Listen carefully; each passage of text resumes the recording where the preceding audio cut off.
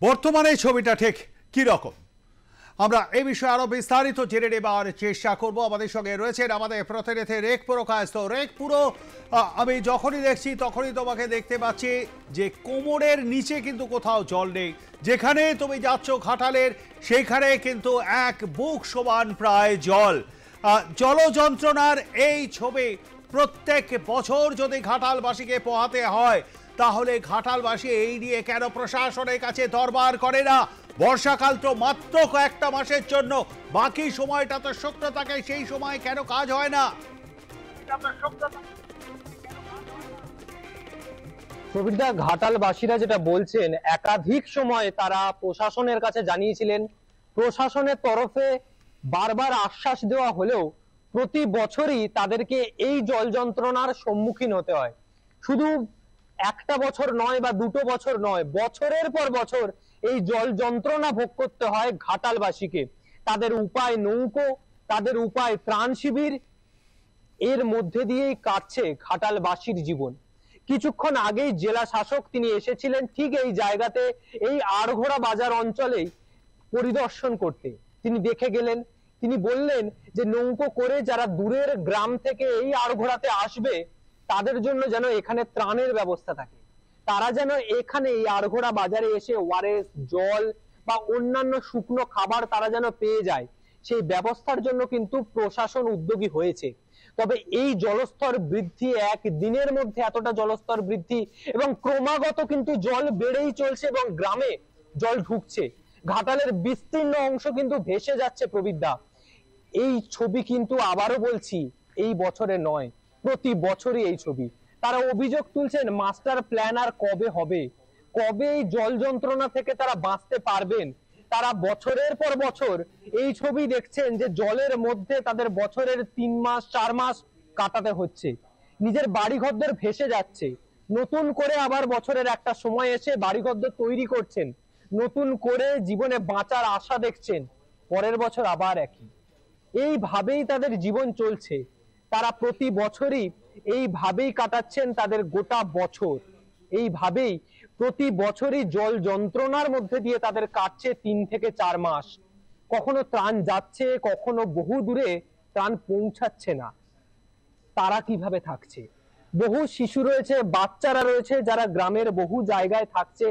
তারা কিন্তু দেখছে তাদের যে শিশুদের জন্য দুধ বা ওষুধ, অন্যান্য জিনিসপত্র আনতে এই শহরাঞ্চল, এই ঘাটাল টাউন বা এই আড়ঘোড়া বাজার পেরিয়ে যে ঘাটাল উঁচু জায়গা মিউনিসিপ্যালিটির সেখানে আসতে হবে, কিন্তু সেটা আসার জন্য বছরের অন্যান্য সময় সাইকেল, বাইক, টোটো বা অন্যান্য জিনিসপত্র থাকলেও এখন একটাই যানবাহন, নৌকো। নৌকো ছাড়া তাদের আর কোনো উপায় নেই। প্রতিটা জায়গায়, প্রতিটা ওয়ার্ডে যেটা জানতে পারা যাচ্ছে, ঘাটাল এর মধ্যে মোট 12টি ব্লক রয়েছে, যার মধ্যে 10টি ব্লকে ইতিমধ্যেই জলমগ্ন। এবং শুধু ঘাটাল টাউনের কথা যদি বলা হয়, এই ঘাটাল অঞ্চলের মধ্যে 9খানা ওয়ার্ড ইতিমধ্যেই জলের তলায়। তাদের আর নতুন করে নিজের বাড়িতে থাকা বা নিজের বাড়িতে রান্না করে খাওয়া সেটা কিন্তু আর হবে না, কারণ তাদের এখন আশ্রয় একটাই, ত্রাণ শিবির। তার বাইরে আর কোনো উপায় নেই।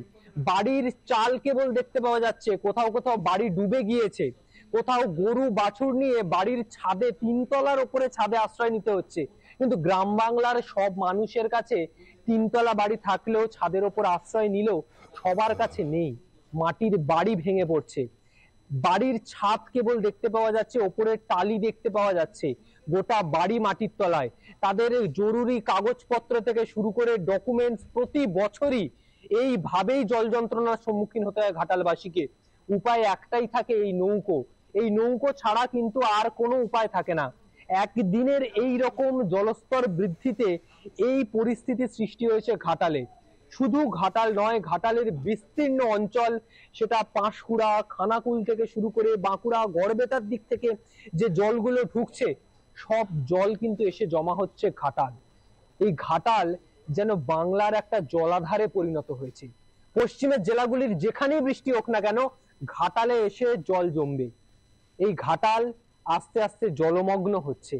এই ঘাটাল ধীরে ধীরে যে ছবিটা দেখতে পাওয়া যাচ্ছে, যে এই ছবি, এই নৌকো ছাড়া তাদের আর কোনো উপায় নেই। নৌকো করে আসছেন, বহু দূর থেকে তারা আসছেন। দাদা কোথা থেকে আসছেন? কতক্ষণ লাগলো আসতে? 1 ঘন্টা। 1 ঘন্টা লাগলো আসতে? আবার এখানে আসার পর আবার ফিরে যাবেন তো? আবার ফিরে যাবেন? কি বাজার করতে এসছেন? বাজার করছেন? মানে বাড়ি ঘরদোর বা গ্রামের কি পরিস্থিতি এখন? খুব খারাপ নয়, হ্যাঁ, বন্যা বাড়লে তাহলে তো খারাপ হবে। আরো খারাপ হবে? ঘরবাড়ি ডুবেছে আর কিছু সামান্য। সামান্য? বহু জায়গা তো শুনতে পাওয়া যাচ্ছে 1 নম্বর 2 নম্বর 3 নম্বর খুব ক্ষতিগ্রস্ত হয়েছে, কি খবর পাচ্ছেন? খবর সেরকম কিছু বলতে পারবো না। আচ্ছা প্রবীরদা, এখন কিন্তু উপায় একটাই, এই নৌকো ছাড়া কিন্তু আর কোনো উপায় নেই। নৌকো করে একে একে আসতে হবে, নৌকো করেই কিন্তু আসতে হবে, এছাড়া আর কোনো উপায় নেই। বাজার করতে এসছেন, যার কথা শোনালাম, বাজার করবেন, আবার এই নৌকো করে 1 ঘন্টার যাত্রাপথের পর আবার তিনি তার বাড়ি ফিরে যাবেন। 1 ঘন্টা এই নৌকো করে